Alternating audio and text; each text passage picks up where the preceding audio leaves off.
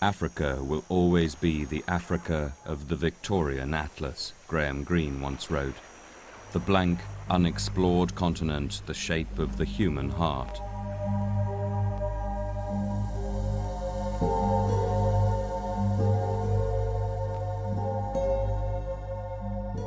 Only 150 years ago, Africa south of the Sahara still remained a vast, dark wilderness never reached by white men.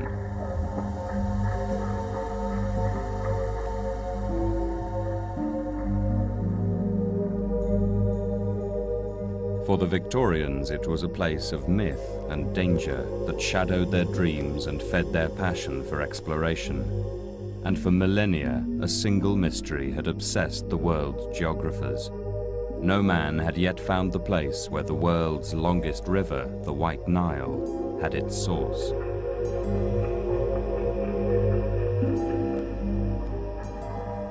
To the man who could solve this ancient puzzle would fall the greatest geographical prize since the discovery of America.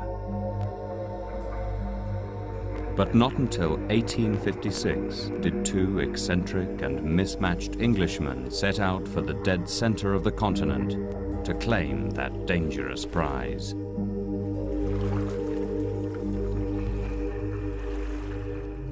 In command of the expedition was a highly celebrated explorer, scholar and linguist, Richard Francis Burton, the man who shocked the Victorian world with his translation of the Kama Sutra. Burton took as his second in command an unknown, though highly ambitious, 33-year-old Indian Army officer, John Hanning Speke, with whom he'd already faced death in Somalia. One of Britain's foremost explorers and writers, Michael Asher, has long been fascinated by Burton and is now researching a new biography. For Michael, at the heart of Burton's life is one central mystery. Why, after his groundbreaking expedition to Africa, which should have guaranteed his place in history, did Burton become an outcast, buried here in an obscure West London tomb? Burton's always been very much my hero, to the extent that I've named my own son Burton after him. And to me, Richard Burton has always been the ideal of the all-round man. He was not only a man of action, he was also a man of intellect, poet, a man who could speak 30 languages, the author of 43 books. Certainly one of the greatest men of his age. It seems almost that Richard Burton has been relegated to a minor place in history. I found it very moving that his tomb should be tucked away here in a small cemetery in Mortlake, when his wife Isabel tried to get him buried in Westminster Abbey, a much more worthy place for a man like Sir Richard Burton.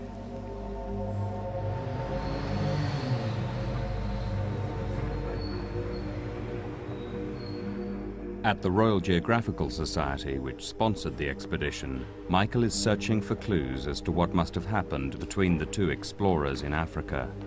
In the space of 2 years, they turned from close friends into mortal enemies.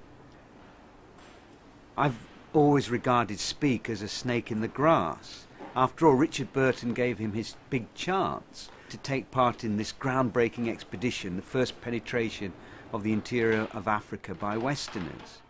And at the end of the journey, Speke betrayed this man who'd given him his chance. Michael wants to understand why Speke grabbed the limelight and the adoration of the public when he rubbished Burton to their sponsors. Speke claimed it was he, not Burton, who had found the true source of the Nile. But the day before his claims were to be evaluated, he died a violent death in mysterious circumstances. Still brooding on the death of his former friend, Burton was to write, "I saw him at 1:30 p.m. and at 4 p.m. he was dead. The charitable say that he shot himself. The uncharitable say that I shot him."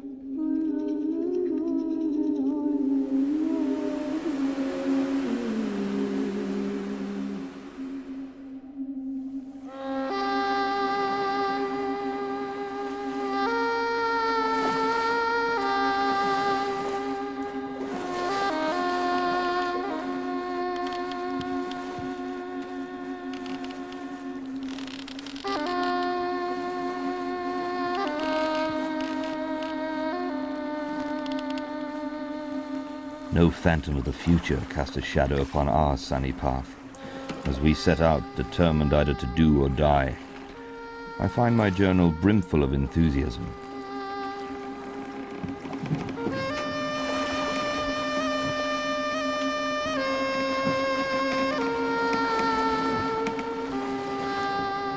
Of the gladdest moments in human life, methinks, is the departure upon a distant journey into unknown lands.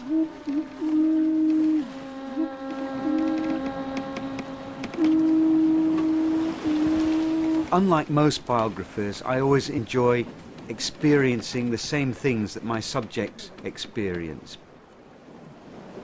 I wanted to make the same journey that they'd made, travelling under similar conditions, hoping that somewhere along the way I would find echoes of their own journey. Truly prepossessing was our first view of the mysterious island of Zanzibar. The sea of purest sapphire lay basking, lazy as the tropical man under a blaze of sunshine.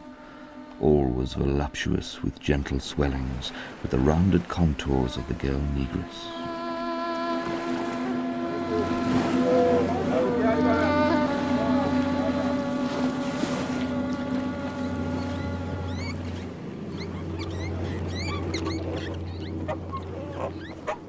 As I approached the island following in Burton's wake, I realised that as he got nearer, this exotic image he'd had from far out at sea started to fade, and the darker side of the island started to take its place.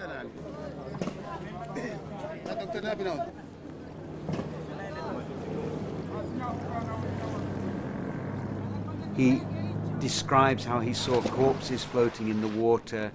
These cadavers were actually the bodies of very sick slaves which had been thrown overboard by the Arab traders to avoid having to pay import duty on them.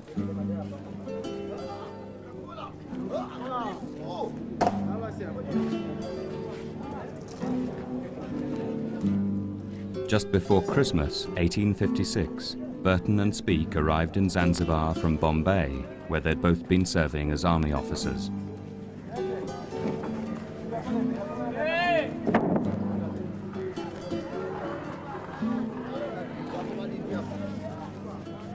As the trading centre for the whole of East Africa, Zanzibar was the natural place to start. From here, Arab slave traders had cut a path to the centre of the continent. This was the route that Burton and Speke were to follow, once the Sultan of Zanzibar had given his permission. The explorers spent 6 months here, helped by British Consul Colonel Hamerton, gathering information and supplies.